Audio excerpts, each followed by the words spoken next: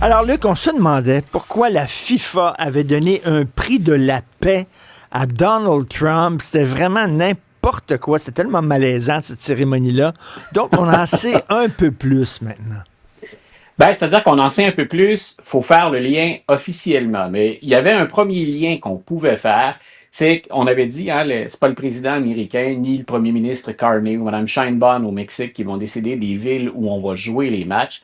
Par contre, à l'intérieur des États-Unis, si on parle de visa, c'est beaucoup dans l'actualité aux États-Unis présentement, le président pouvait jouer un rôle dans la venue aux États-Unis d'un certain nombre de joueurs pour différentes équipes qui allaient participer à ce fameux tournoi. Donc, il y avait ce premier volet-là. On disait, ben, finalement, ce qu'on veut éviter du côté de la FIFA, c'est essentiellement hein, une forme d'insécurité ou d'instabilité alors qu'on est sur le point de commencer nos activités ou que ça approche. Ce qu'on apprenait aujourd'hui, puis ça semble pas être un hasard, mais je répète, je ne peux pas te dire officiellement, on peut connecter les deux histoires. Mais c'est un drôle de hasard. Il y a une cause pour un dossier qui remonte à 2023.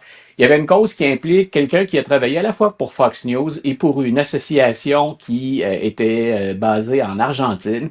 Herman Lopez avait été condamné finalement pour avoir offert des pots de vin, pour avoir été mêlé à une histoire de pots de vin impliquant la FIFA. Et c'était pour les droits de retransmission, les droits de télédiffusion. Ça s'invente pas. Presque en même temps qu'on remet le prix à Trump, oups, ça se déroulait dans un tribunal à New York. On a dit, tiens, cette histoire-là, on la laisse tomber.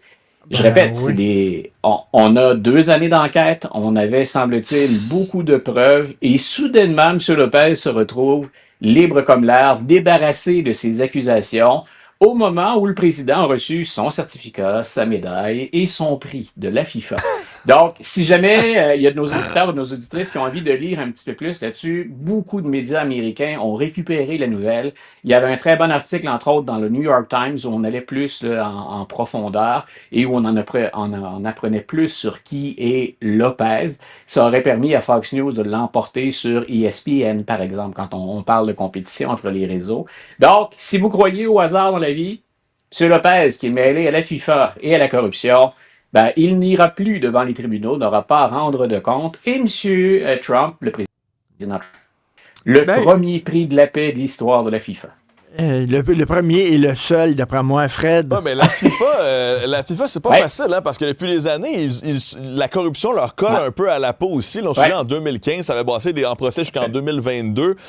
Quand on parle aux fans de soccer, souvent, on sourcille un peu en pensant à la FIFA, c'est une grosse organisation qui n'a pas nécessairement les mains propres non plus. Là.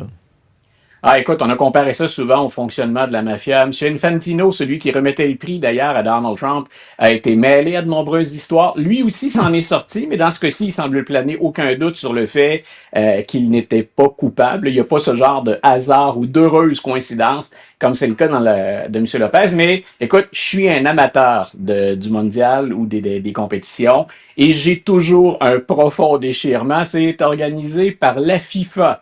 Si on pense à corruption, si on pense à exploitation, on pense à la FIFA.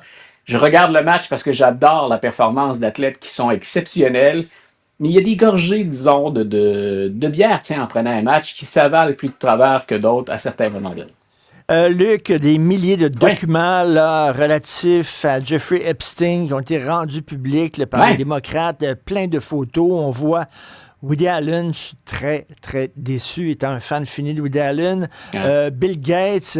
Bon, et Donald Trump, entouré de 6 jeunes femmes. Là, on va dire, c'est pas parce qu'il est entouré des jeunes femmes que nécessairement il y a eu relations sexuelles, etc. Mais selon moi, smells like shit, looks like shit, tastes like shit, it's probably shit, comme disent les Anglais. Qu'est-ce que tu en penses de ça? Écoute, on est encore dans la phase. D'abord, les détracteurs de Donald Trump disent que ce sont les démocrates qui ont laissé filtrer certaines informations. Il y avait un de ces démocrates, d'ailleurs, qui a dit, écoutez, ce que vous voyez là, d'abord, vous n'avez pas vu le pire. attendez-vous à voir pire que les images, parce qu'il y avait des images très explicites aussi de jouets sexuels. Oui. On a parlé, Oui. Écoute, on entre dans la phase absolument pas chic, là, dans la phase plus que douteuse, condamnable des activités de Jeffrey Epstein. Donc, il y aura d'autres personnages qui vont apparaître, il y aura d'autres photos compromettantes, des actes sexuels là-dedans dont on va voir malheureusement le contenu. Pour l'instant, on est dans la phase coupable par association. Donc, Donald Trump apparaît là, tu l'as dit, Bill Gates apparaît là, Woody Allen, Bill Clinton, on l'avait dit, son nom va revenir souvent là-dedans. Faudra voir le contexte dans lequel ces photos-là ont été prises, puis le moment où elles ont été prises. Parce que Jeffrey Epstein, s'il y a eu des soupçons, ça a pris un certain temps avant qu'on l'accuse. Ça a pris un certain temps avant qu'il s'en sorte une première fois, avant de retourner finalement en procès. Puis on connaît la suite derrière les barreaux, donc il va s'enlever la vie, du moins selon la version officielle. Mais on n'a rien finalement. Ce qu'on peut dire, c'est difficile au moment où on se parle pour les gens qui apparaissent sur les photos de nous dire haut et fort, on ne savait pas ce qui se passait. Donc, pour la photo, par exemple, du président Trump, c'est particulièrement dommageable pour lui parce que les femmes ont tous les yeux, on leur a appliqué un bandeau au moment. On ne voulait pas qu'on voit leur visage quand on a divulgué les photos. Est-ce que ce sont toutes des victimes?